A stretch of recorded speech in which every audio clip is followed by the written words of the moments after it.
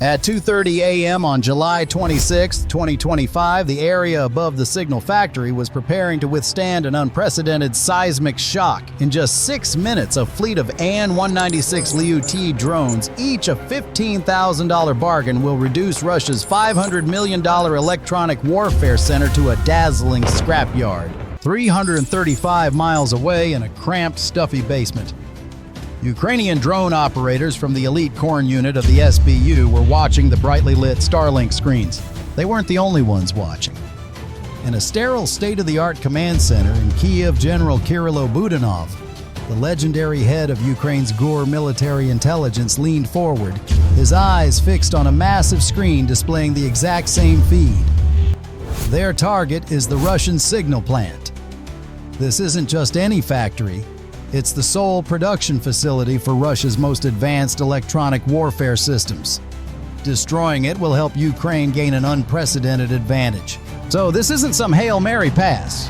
Ukrainian intelligence has been building a pattern of life on this plant for weeks. They know the shift changes, they know the blind spots in the radar coverage, and most importantly, they know that the S-400 Triumph system guarding this facility, a $600 million behemoth, is fundamentally useless against a target flying this low and this slow.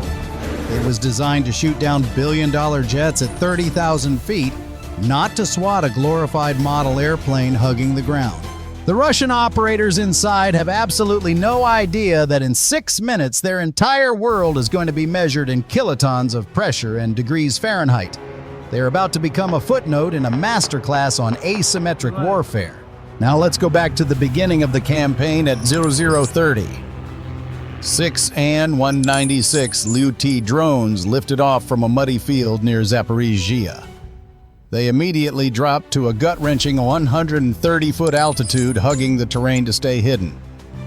For 2 hours, their 110-mile-per-hour cruising speed chewed through the miles in a high-stakes dance with physics. Then the first test begins. Russia's Gardenia. Electronic warfare systems start polluting the air, pumping 10 kilowatts of brute force noise across all major drone frequencies. Yet the Liutyi's frequency-hopping tech-flipping channels 500 times a second laughed it off like a bad DJ, keeping the connection crystal clear. At 0100 hours, as the drones entered the city, a new threat emerged. Smoke from nearby industrial stacks scrambled one drone's thermal camera feed. Huddled over his Starlink terminal over 310 miles away, the operator coolly tweaked the sensor settings and swung the flight path wide. His hands are steady, his focus absolute. It's like playing Grand Theft Auto on hardcore mode, a digital mission with very real consequences. Then the plant's defenses loomed. The centerpiece is the S-400 Triumph, a $600 million monster with a notoriously bad temper. Its 91 N6E Big Bird radar scans a 370-mile bubble, supposedly able to spot a target as small as a bird from hundreds of miles away. The 92 N6E Gravestone engagement radar guides a battery of 72 40 N6E missiles. Each one travels at nearly a mile per second with a 400-pound warhead designed to obliterate anything within a 40-foot kill radius. On paper, this system is a fortress against any conventional air attack, a technological masterpiece of denial. Guarding the inner perimeter are two Pantsir S-1 systems, each one a self-contained killing machine. Armed with 12 57E6 missiles and twin 30mm autocannons that spit over 80 rounds per second, they act like a pit bull on a short leash designed to shred anything that gets past the main defenses. All of this is run by operators sitting in concrete bunkers built to shrug off bombs. They are sipping lukewarm coffee, secure in their belief that their fortress is unbreachable. They are about to find out it's really just a $600 million paperweight. Here's where brutal mathematics and simple physics render a $500 million defense system irrelevant. The Liutyi's airframe is built from carbon fiber, giving it a radar cross-section of less than 1 square foot. To the S-400's powerful S-band radar, it's like trying to spot a specific black bird in a dark cave from a mile away. And the true brilliance lies in the flight path. By flying below 160 feet, the drones exploit the Earth's curvature. The S-400 radar has a physical elevation limit. It can't look down that far. The drones are effectively sneaking under the radar beam like a thief slipping under a laser grid. The Gardenia jammers blasting the airwaves are also useless. The drone's primary navigation combines terrain-matching imagery with inertial navigation systems (INS). If GPS is jammed on board, gyroscopes maintain accurate course correction. You can lie to a satellite receiver, but you can't lie to the laws of motion.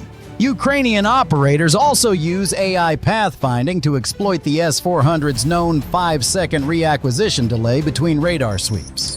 This allows the drones to weave through the momentary blind spots like a star quarterback dodging a line of stationary defenders. It is a complete tactical checkmate. At An-150, the lead drone separates from the swarm. Its target isn't the main building, not yet. The Ukrainian operator, following his mission brief with ice-cold precision, locks onto a smaller, less defended structure, the plant's main electrical substation. It's a calculated opening move in a deadly chess match. Without power, the plant's internal defenses, automated fire suppression security systems, even some local comms will go dark. The drone dives and its 110-pound warhead strikes the transformer with surgical accuracy. The explosion was more intense than expected, destroying the substation in a brilliant fireball and causing localized electromagnetic interference that disrupted nearby electronic systems. In the Ukrainian command bunker, the operators stare at 5 black screens, their hearts leaping into their throats as the drone feeds die simultaneously. Did they just fry their own assets? After 3 agonizing seconds of silence, the screens flicker back to life one by one as the drone's hardened electronics recover. A collective sigh of relief ripples through the bunker. But inside the Russian Panzer command truck, all hell is broken loose.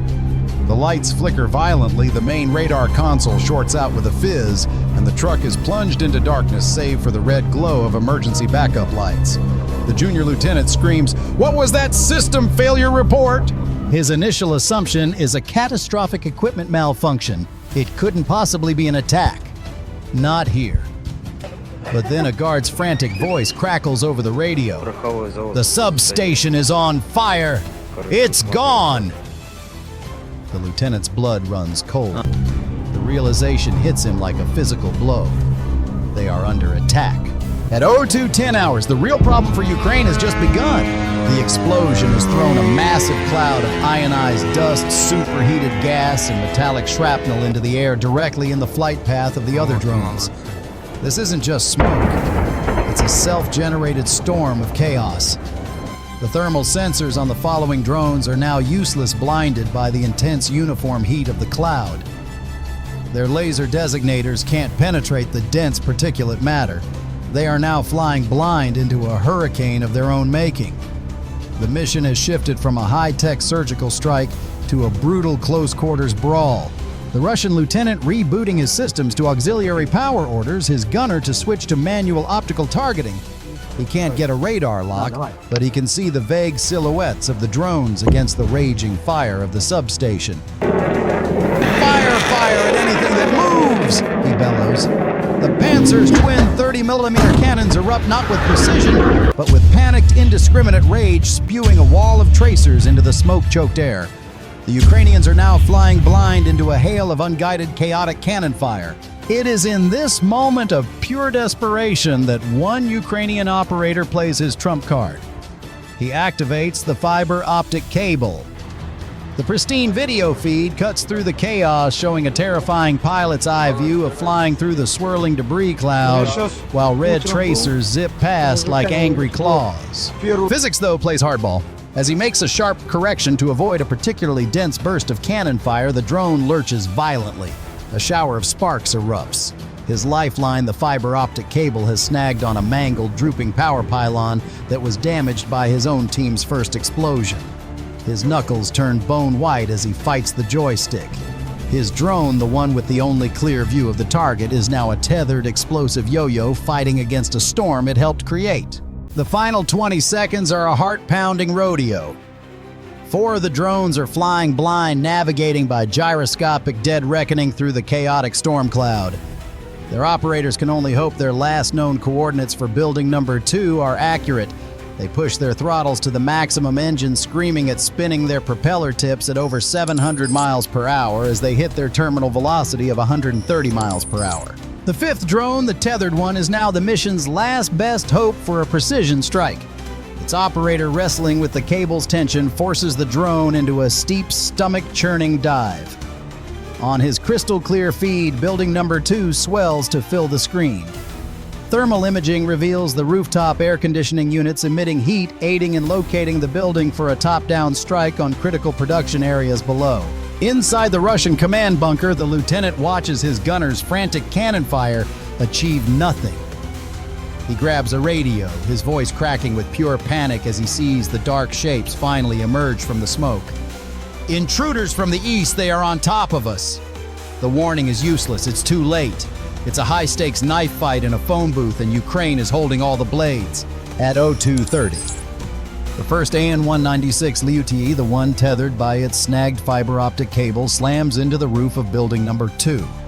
Its 110-pound HMX warhead detonates at 30,000 feet per second, unleashing 2.5 megajoules of focused energy.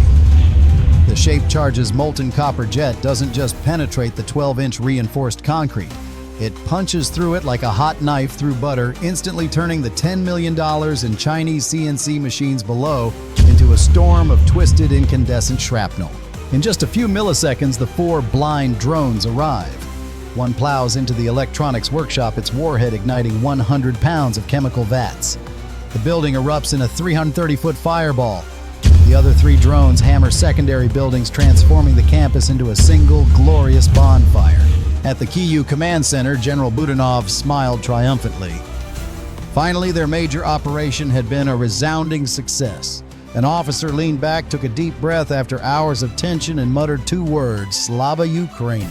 This isn't chaos, it's technical justice at its finest. The HMX warhead's initial 30 gigapascal shockwave travels through the building's frame, collapsing steel support beams as if they were soda cans under a steamroller. The shaped charge focuses 80% of its explosive energy into a 3-foot wide hole, melting complex circuitry at 5,000 degrees Fahrenheit before it even has a chance to fail. The secondary explosion from the electronics workshop creates a chain reaction.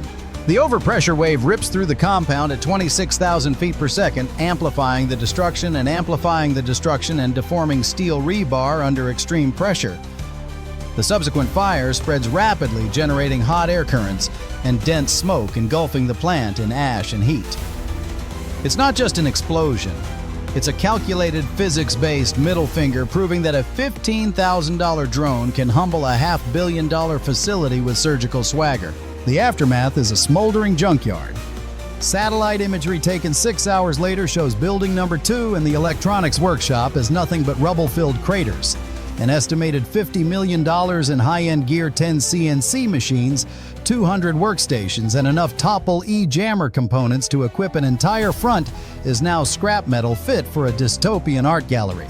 Russia's production of advanced electronic warfare systems is paralyzed for at least 6 months, leaving their jets in Crimea and tanks in Donetsk dangerously blind to Ukraine's incoming ATAK-EMS and Storm Shadow missiles. Intercepted Russian comms scream with panic. Production halted, Sevastopol is exposed. The strategic fallout is immediate and devastating. The strike didn't just harm civilians or destroy a random building, it surgically removed Russia's electronic shield courtesy of a $90,000 investment.